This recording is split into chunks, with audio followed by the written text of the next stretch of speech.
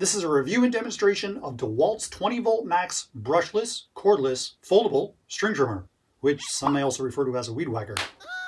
This dual-line string trimmer is modeled DCST922B. It can also be purchased as part of a kit, which is modeled DCST922P1, which includes the string trimmer, a 5Ah XR battery modeled DCB205, and a charger modeled DCB115.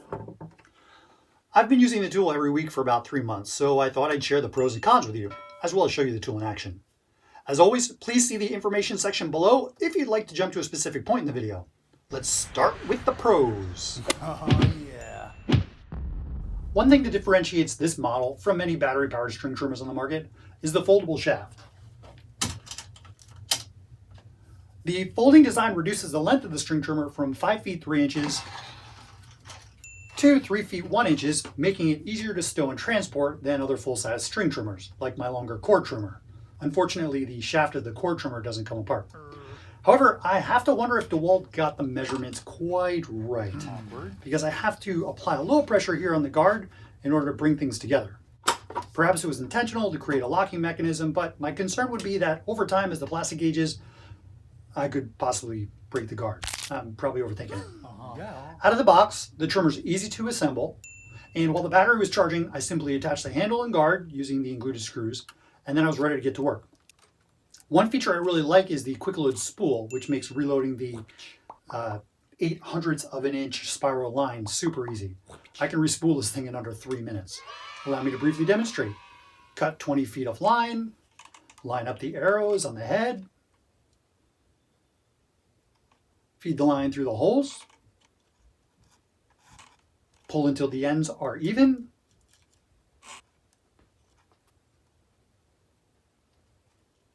and then wind the base counterclockwise until 5 inches of line remains on both sides.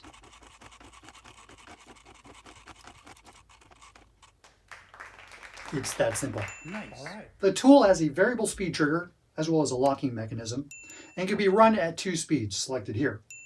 Low, which provides the longest runtime, and high for thick, tall grass.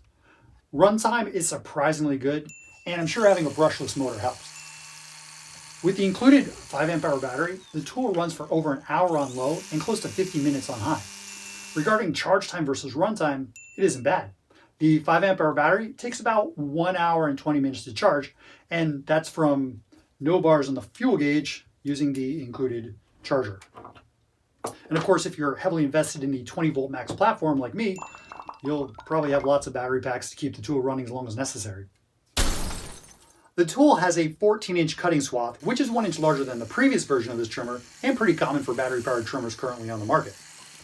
Just for reference though, my gas-powered trimmer has a 17-inch cutting swath, but I honestly don't notice a big difference when doing weekly yard maintenance. If I was doing a big job, yeah, feel it.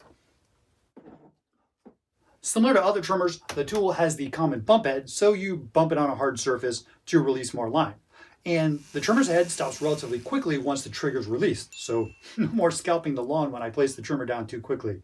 I can't tell you how many times I've done that. The tool is reasonably balanced and weighs roughly 10 pounds with a 5Ah battery. It's roughly 8 pounds without a battery. Now, 10 pounds doesn't seem like much. I work out. But I do experience some arm and wrist fatigue after about 15 minutes, even though the tool has fairly low vibration. To avoid fatigue, I use a Rhino-Tuff Universal Flex Strap. That's model 17090. I got it at the Home Depot. It was 15 bucks. The Rhino-Tuff strap comes with a spongy set of orange earplugs that get stored in the hook. And since it's a universal strap, it can be used with most battery and gas-powered trimmers. Excellent. My only issue with it is that the rubber shoulder pad, which unsnaps too easily, never seems to be in the right spot, but works fine. The maintenance for this trimmer is very simple. All that's required is to occasionally blow out the vents on both sides with compressed air. Yep, that's it. And lastly, there are the benefits you get over any gas-powered trimmer. For example, there's no mixing gas and oil, no exhaust fumes, it's easy to start, and it's quieter than any gas-powered trimmer. Now let's talk about the cons. Oh yeah. Earlier, I said how I appreciate the folding shaft design. Yes, it's definitely helpful for stowing and transporting. Unfortunately, it comes at a cost. The locking mechanism creates a small amount of play in the shaft. It's nothing that feels unsafe, but when I'm moving the tool back and forth and it wiggles a little, it's kind of annoying. It reminds me of when you're fishing and you feel little tugs on the line because either bluegills or crabs are nibbling away the bait. Anyway, perhaps not my best analogy. What I'm trying to say is the tool doesn't feel as solid as my other DEWALT tools. If I'm wearing the shoulder strap, I really don't notice it, but if I'm using the tool without, I definitely feel it. Regarding the 0.08 of an inch trimmer line, DEWALT recommends using only their brand of line, and the model number is a mouthful, so I'll just put it on the screen. It's spiral shaped with smooth, round edges and can be purchased in a 225-foot spool. Home Depot carries it for, I think, $13, which isn't expensive, although I'd prefer to use line that I already have. The grass guard is pretty large, so while it's better for safety, visibility isn't great. With regard to noise level, the trimmer's definitely quieter than a gas-powered trimmer, but it's still recommended you wear hearing protection. Unlike other battery-powered trimmers I've used, this trimmer in particular sounds like a 20-volt max drill or circular saw. Do you think they took the motor and... It doesn't matter. Now, the biggest rub I have with this trimmer is that it is not intended to be used for edging. Yeah, you heard that right. The manual says the head should never be tilted more than 30 degrees. Seriously? Now, if I didn't think that was a disclaimer to avoid liability, should you shoot your eye out, kid? Movie reference. The fact that the trimmer shouldn't be flipped over, which I do to maintain the edges of flower beds, or to cut back the lawn from creeping onto the sidewalk, that'd be a deal breaker. Since this trimmer isn't attachment compatible, sorry attachments, or modifiable in any way, that would mean dragging out my gas-powered trimmer just to edge, and that just isn't going to happen. So, if you use the tool to edge like I do, you're going to do so at your own risk. One last thing that's negligible, but I still want to point it out, is that it would have been nice if the battery was oriented so the battery's fuel gauge could be checked without having to remove the battery. I wonder if DEWALT's entertaining the possibility of maybe eventually using larger batteries in this tool, which is why they have some excess real estate around the battery slot. Let's see the tool in action. My usual process is to first blow the mulch back from the edges of the flower beds. That way the trimmer doesn't kick it into the lawn. Then I'll weed whack, edge, and mow. If the grass is super tall, as it is here because I had to overseed where the moss had choked out the grass, I'll mow twice. I start high and then lower to avoid violating the 1/3 rule. I use the trimmer's low setting for weekly maintenance, so good old-fashioned weed whacking around the flower beds, fences, foundations, sidewalks, etc. All of which can be done without tilting the tool more than 30 degrees.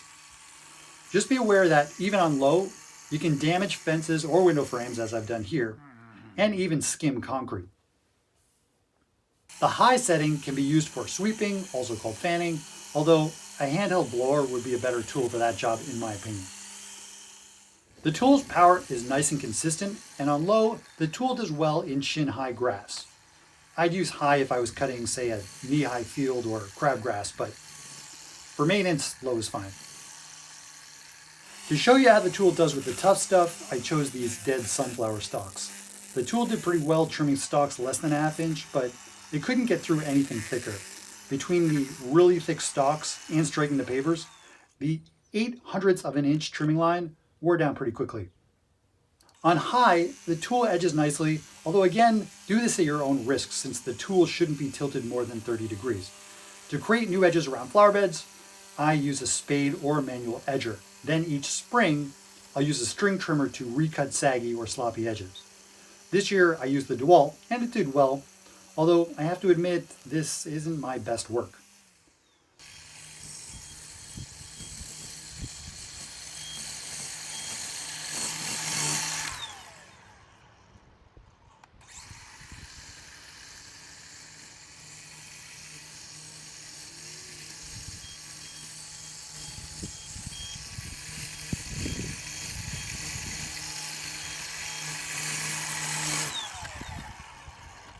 Here are some before and after shots from around the yard. Overall, I'm pleased with the results, even if the edges aren't perfect. Two more things I want to talk about before we wrap up. Regarding price, when it comes to the bare tool only, there's definitely a little markup for the DEWALT name and warranty. And the kit that comes, not the kitten, but the kit that comes with the battery charger also seems a little higher than I expected given the tool is not attachment compatible. Regarding the warranty, the tool comes with DEWALT's standard 90-day, no questions asked, money-back guarantee. So you can try it and return it if you don't like it. Also comes with the 1-year free service and the 3-year limited warranty. The 5-amp-hour battery that comes in the kit, again, not with the kitten, also comes with 3 years of free service. That's cool. To wrap up, this is a decent battery-powered string trimmer. Of the many trimmers I've owned over the years, is it my favorite? Honestly, no. But it's nice to have another tool that runs on the 20V Max platform. For weekly lawn maintenance, the tool has good runtime, performs well, and of course, no fumes, less noise, and it folds. Kinda. As always, you'll need to weigh the pros and cons for yourself, and hopefully this video will make your decision easier. If the video has been helpful, please do me a favor and like it. More importantly, please subscribe. That always helps me out. And thanks so much for watching, and I hope to see you again next time. Workshop dance party.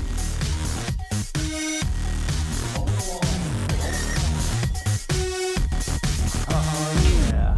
I worked out.